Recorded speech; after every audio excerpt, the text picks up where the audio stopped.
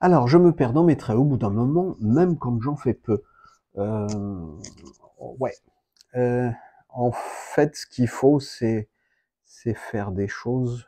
C'est pour ça que je pars du grand au petit. Donc, par exemple, on va prendre un truc sur, on a un paysage de montagne. Donc, voilà, je sais pas. Euh, donc, moi, ce que je vais faire, c'est, par exemple, le premier, c'est l'avant-plan. Avec la route et puis la petite pente qui est au-dessus. Et puis le deuxième, c'est vers la ligne d'horizon, par exemple, où je vais pouvoir dire, bah voilà, on va avoir un premier plan de montagne qui va être plutôt comme ça, et puis un deuxième plan de montagne qui va être comme ça, et au loin le plan de montagne comme ça. Euh, et puis après, je vais diviser cette chose-là, et puis après, je vais faire mes... Le truc, c'est que en gros, je divise d'abord une surface comme ça, et puis après une surface comme ça. La plupart du temps, je divise d'abord le ciel et la terre.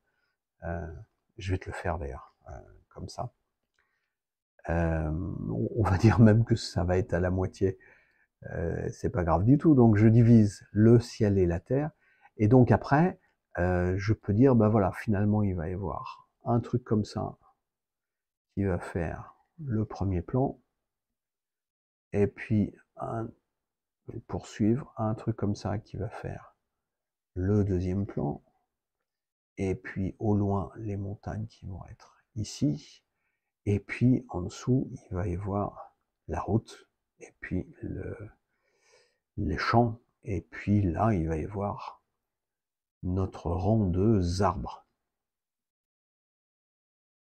Et voilà, en très peu de traits, j'ai défini ça. Alors, je t'ai fait des masses, mais le truc, c'est un petit peu le même.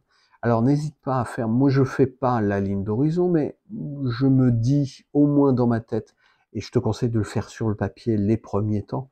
Moi, j'ai beaucoup l'habitude donc dans la tête, mais sur le papier, ça marche très très bien, surtout pour les paysages urbains, mais voilà. Euh, de dire, voilà, ma ligne d'horizon, elle va être là, parce que ça va organiser tout autour. Euh, et puis après, de diviser avec les plus grandes masses. Donc la plus grande masse, là, ce serait peut-être plutôt le chemin, comme ça. Et puis une deuxième grande masse, ce serait la montagne. Et puis l'autre pan de montagne, comme ça. Et puis la troisième, ce serait... Voilà. Et tu vois que mon paysage, il s'organise.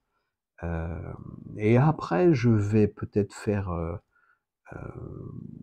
le village, etc. Mais pas tout de suite. Si je commence par le détail, forcément, je suis perdu. Donc, il faut des grandes masses et pas plus. Donc, les plis du terrain, je le fais pas. Et les arbres, à la limite, j'ai même pas besoin de le faire. Je peux faire un trait comme ça, qui va d'ailleurs pas être comme ça, parce que là, l'arbre, il s'arrête au milieu de la route. Mais qu'est-ce que c'est que ça, prof? Mais alors, voilà. Donc, un arbre comme ça, un arbre comme ça. Euh, et moi, j'ai tout ce qu'il me faut pour... Alors, l'autre chose, c'est si vraiment tu te perds, n'hésite pas. Moi, je le ferai de toute façon, à faire un petit croquis, juste sur le côté avec n'importe quel petit papier, bah, juste comme on vient de faire, avec encore une fois les grandes lignes. Parce que si tu as les grandes lignes, si jamais tu te perds dans ton vrai dessin parce que tu as fait un truc machin comme ça, mais où correspond quoi et attends, mais c'est quoi ce truc-là? euh, Tu vas te référer à ça, parce que ça va être le plan simplifié de ton dessin. Voilà. Donc, ce qui me dit que t'en fais trop, c'est au bout d'un moment. C'est tout ce que j'avais à dire.